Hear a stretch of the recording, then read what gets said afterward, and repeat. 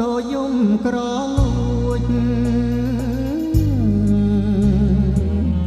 ដួងចិត្តព្រៀបព្រួចនឹកដល់គូស្នេហ៍ប្រ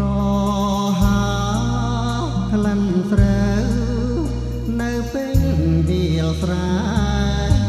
ដោយក្លិននាងមេរៀមថែថ្នមបី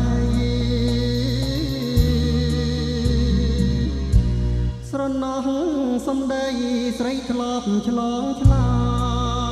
យព្រួងបងជាខ្នើយមលុបស្នេហ៍ភាំងក្ដី